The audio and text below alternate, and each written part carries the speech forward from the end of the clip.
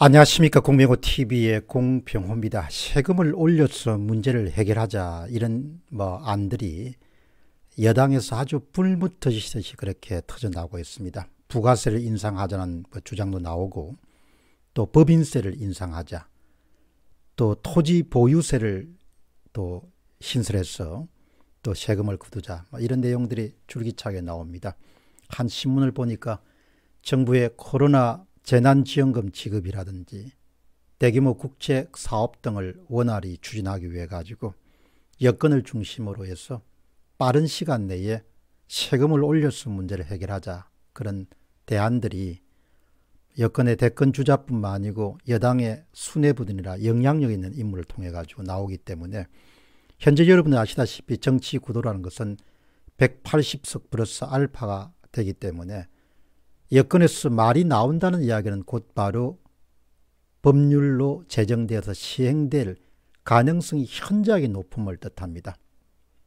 지금 현재 한국의 정치 구도는 일당 지배체제다, 이렇게 부를 수가 있습니다. 그리고 여기에다가 더 가공할 수 있는 것은 앞으로 추가적으로 선거를 통해서 권력이 교체될 그런 가능성이 별로 없다, 이런 확신이 서게 되면은 무슨 짓이든 다 할 수 있는 것이 현재의 정치 구도다, 이렇게 볼 수 있겠습니다. 그동안 많은 사람들은 자신의 문제가 아니기 때문에 이렇게 선거를 통해서 권력이 교체될 수 없더라도 설마 나에게는 크게 문제가 있겠느냐, 그렇게 아마 생각해 왔던 사람들이 굉장히 많을 겁니다. 그러나 차근차근 각자의 문제로 아마 다가올 것이다.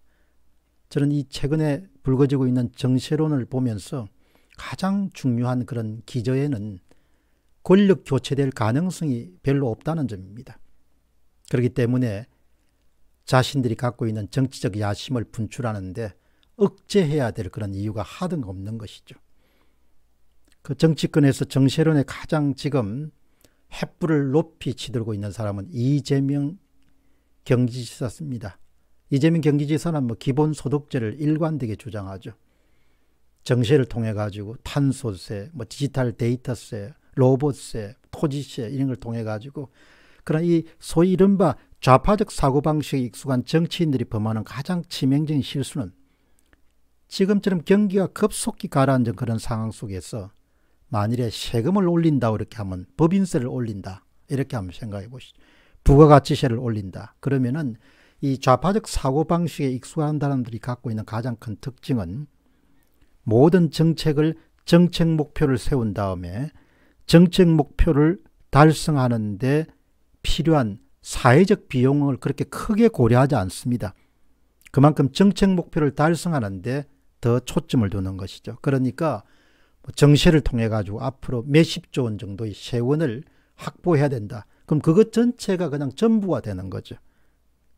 그러니까 우파적 사고방식을 갖고 또 시장 경제에 대한 깊은 그런 배려라든지 또 그런 부분에 대해서 심사숙고하는 그런 사람들은 그와 같은 정책 목표를 설정했을 때 정책 목표를 달성해가는 과정에서 경제 주체들이 어떻게 반응할 것인가, 경제 주체들이 어떻게 대응할 것인가, 경제 주체들이 어떻게 행동할 것인가 하는 부분에 대해서 굉장히 깊은 관심을 갖게 되는 것이죠. 그러니까 좌파 정책과 우파 정책은 근본적으로 경제 문제를 바라볼 때 차이가 날 수밖에 없습니다. 이런 불황시에 법인세를 올리고 토지 보유세를 올리고 부가가치세를 올리고 종합소득세를 올리고 이렇게 많이 세금을 올린다고 하면은 당장 경제 주체들은 그야말로 리액션, 반응을 보일 거라는 것이죠.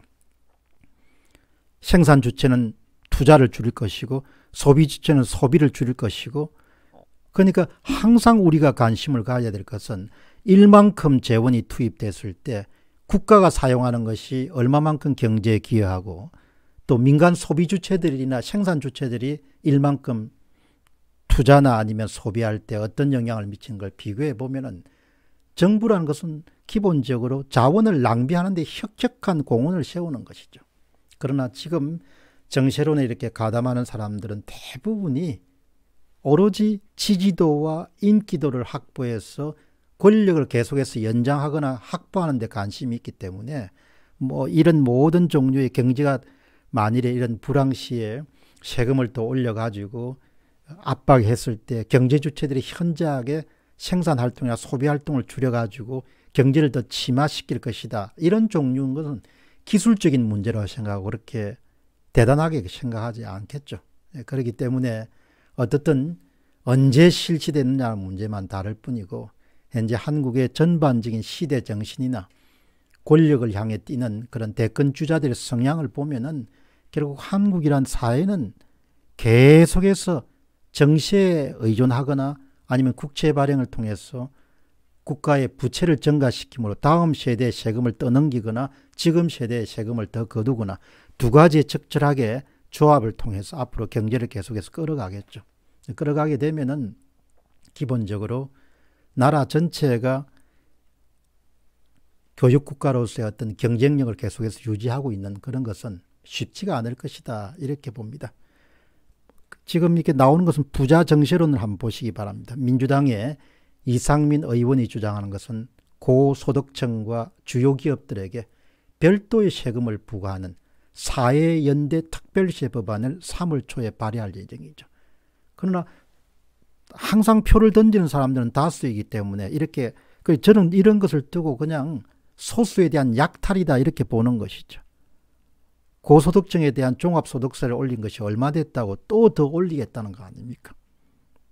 그러니까 세후소득 1억 원 이상의 고소득층과 상위 100대 기업을 대상으로 기본 종합소득세하고 법인세를 코로나 위기 근본 목적 형태로 2022년부터 2024년까지 한시적으로 각각 7.5%를 추가 부과하겠다.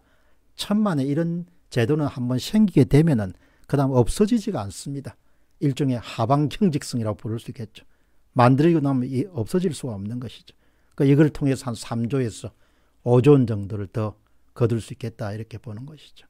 얼마나 돈을 나라가 끌어가지고 나누어주면 사람들이 만족하겠습니까? 계속해서 이렇게 더 이제 약탈하겠죠. 저는 뭐 서슴없이 그걸 약탈이라고 그렇게 봅니다. 그러면 그 돈을 빼앗긴 사람은 가만히 있겠냐 이야기죠. 계속해서 이제 줄여나가겠죠. 예. 그러면은 다음에 결론은 어떻게 나오겠습니까? 생산력이 계속해서 이제 쪼그라드는 현상을 보일 것이고 그렇게 되면 결국 나중에 뭐 파국을 맞든지 그렇게 되겠죠. 그러니까 이게 좌파들이 집권하게 되면은 대책이 없는 것 같습니다.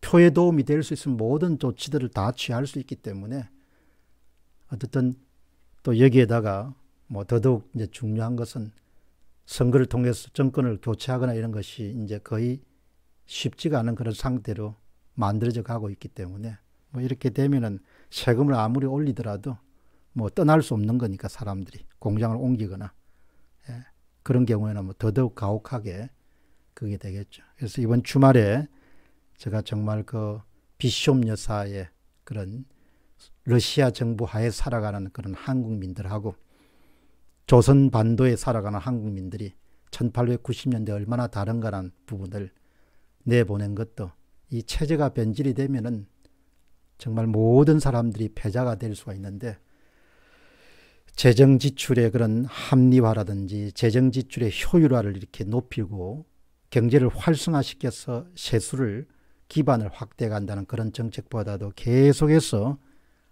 소수에 대한 그런 약탈을 감행해 나가는 그런 손쉬운 방법을 거의가 있으면 거의를 그냥 잡아먹는 거하고 똑같은 것이죠. 예.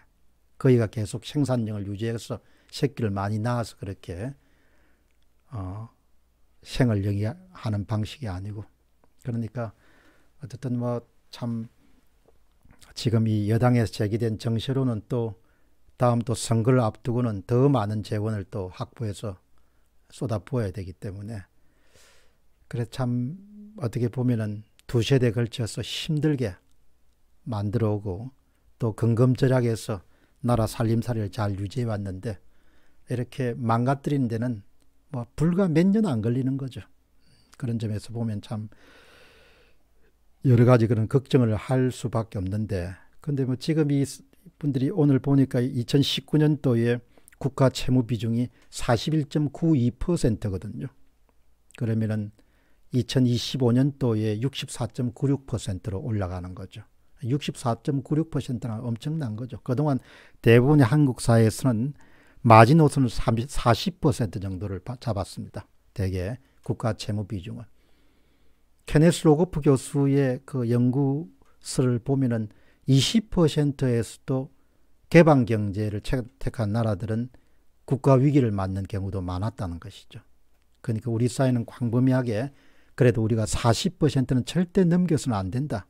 그렇지만 지금 이 수치를 보면은 2019년하고 2015년 한 6년 사이에 23% 정도가 급등하는 거지 않습니까? 국가 채무 비중이.